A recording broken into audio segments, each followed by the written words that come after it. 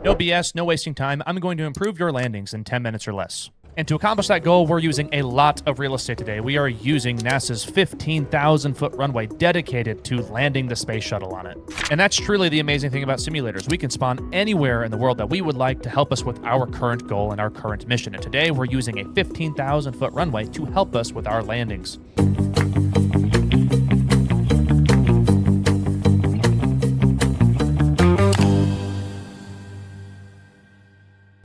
Hello everyone, my name is Colin Boone. I'm a Gold Seal flight instructor and Gulfstream G150 pilot based in the Phoenix area, and my goal is to make aviation more accessible for everybody by bringing the cost down. And while I can't physically bring the cost down that you pay per hour at your flight school, I can teach you all of the lessons that they're going to teach you at your flight school from the comfort of your own home on a desktop flight simulator so that you can show up to flight school way more prepared than your peers and cut some time off of your training, therefore saving you some time and money.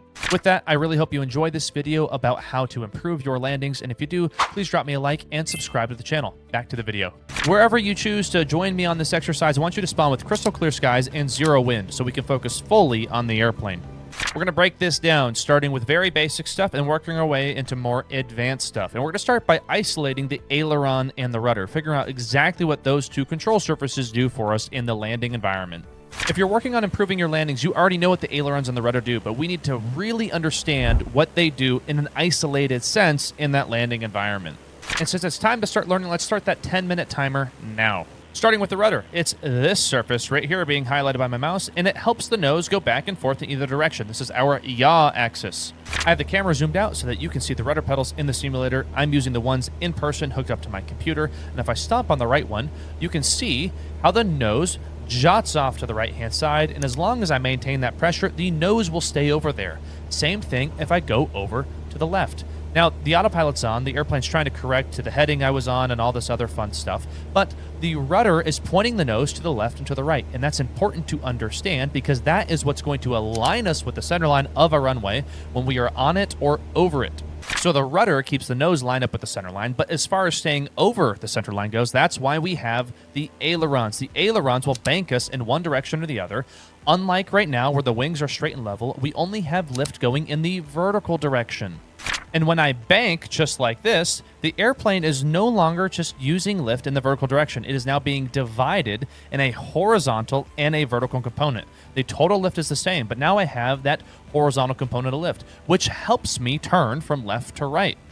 So it's important to understand what the ailerons and rudder do respectively, because when you're over a runway, you don't want to be making the wrong control inputs to stay over the center line and stay lined up with the center line. So when we get a little bit closer to this runway, I'm going to show you exactly what I'm talking about. Here we are. I'm going to change my camera angle so we can see a little bit more over the nose. As I approach this runway, I'm pretty well lined up with the center line, and I'm not going to land the airplane. I'm just going to do a little bit of slow flight over this runway, fully configured, full flaps and everything. And to stay over the center line, it is a combination of aileron usage and my rudder usage. You'll notice I'm going to start tapping my rudder in just a moment here. I'm going to increase my power. If I use my right-hand rudder, there it is. The nose of the airplane jolts off to the right-hand side, but I'm using my ailerons with a little bit of left bank to keep me over the center line. So the rudder is pointing the nose while my ailerons keep me over the center line. Not doing a terribly good job, but I can reverse this as well. Very gentle on the rudder pressure. I'm going to point the nose over to the left-hand side, and I can use some right bank to keep me over the center line. And as I drift off to the left a little bit, I just increase my right aileron, and then here I come back to the center line. Very, very gentle. Now, if I let go of the rudders and I let the nose come back straight, you'll notice that I am a little bit left of the center line. I can go back to the right just by using a little bit of right bank. This is my horizontal component of lift at play here, and I can take this horizontal component of lift all the way over to the right-hand side of the runway. I can bring it back over to the left-hand side, and ultimately, what we're discovering is that it's a combination of my rudders and my ailerons to keep me over the center line and aligned with the center line. Those are two separate things, but I need to know how to do them at the same time. This isn't too terribly difficult when there's no wind, but when people get hit with crosswinds, then you have to start cross-controlling the airplane to keep yourself pointed up with the center line and over the center line. So if you can do this exercise and keep yourself over the center line and lined up with the center line, you're in good shape for when you start practicing your landings. And when you get comfortable using the ailerons and the rudder respectively, you can start doing some pretty fun things. Like I can purposely put the nose over to the right-hand side and I can perform a side slip. I can put the nose over to the right-hand side. I can bank the airplane to the left while being uncoordinated, completely cross-controlling the airplane. And I can work my way over to the left while the nose is over to the right. And then I can line myself up with this half of the runway. And then I can reverse this act. And I can move my way back over towards the center line. All the while being in the runway environment. And there's no rush. I'm not acting rash. I'm back towards the center line. I'm going to take out that rudder pressure just a little bit. And now we're back to neutral and I'm staying over the center line. Pretty much everything I just showed you goes against what you're taught. You don't want to be cross-controlled. You don't want to be uncoordinated, slow, dirty flaps and all this stuff with my power full. We don't practice this in real airplanes. We come over a runway and then we just land. But if you can stay over the center line, stay lined up with the center line as well, and do this down the length of a runway, you are essentially just doing the slow flight maneuver. I tell my students that we're going to be doing slow flight over the runway. You get comfortable with the ailerons and the rudder, you're able to line the nose up with the runway center line, you're able to stay over the runway center line, and you get to be just above the runway environment, so you get comfortable being nice and low, so you don't overflare or underflare. This becomes a comfortable environment for you by doing slow flight over the runway. So if you've been overflaring, underflaring, can't keep the nose lined up with the center line, this is a terrific exercise. Try to stay over the center line, stay lined up with the center line, and fly down the length of a runway in a slow flight or landing configuration. So now we have successfully completed a couple of things. We now understand exactly what the ailerons and the rudders do, respectively, in terms of keeping us over the runway center line and lined up with the runway center line. And we've accomplished that by doing slow flight over a runway. So we're just above our stall speed, just above our landing speed, and we're staying lined up with that center line down the length of a 15,000-foot runway. The only other step we have to add to land the airplane is to slowly reduce the power, increase the angle of attack, and find out what sight picture the airplane likes to land at. So let's do that now. We're literally doing the exact same thing. I'm coming in for a nice normal landing. I'm getting the aircraft set up for landing, fully configured. I'll have you guys join me over the runway environment. I've got my nice high camera viewpoint again, and we're approaching this runway environment. And notice the power isn't fully slammed this time like it was the previous couple of times. I only have about 2,200 RPM in right now, and that speed is steadily bleeding off while I maintain my centerline alignment and, well, staying over the center line. And that speed is now bleeding off, and I'm just pitching the nose up ever so slightly and trying to stay over that center line. Here it comes. We're super close to the runway. And that was one of the smoothest touchdowns you've probably ever seen, because I am now just riding the sight picture.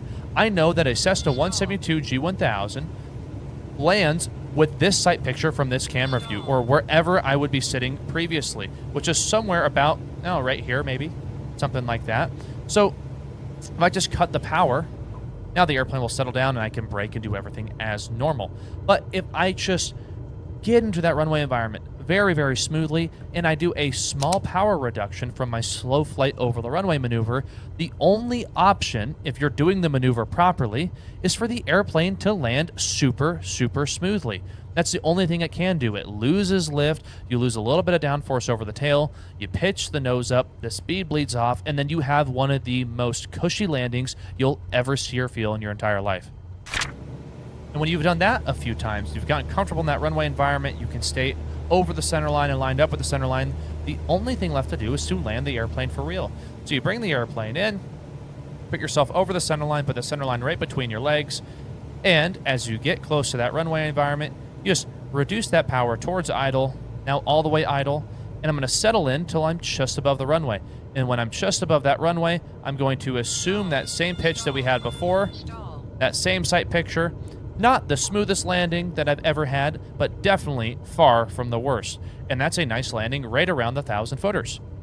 And if you don't believe me, let's just watch the touchdown from the drone view. Looking pretty good. Nice flare. Right on the 1,000-footers. Perfect. And one more time from the back of the airplane.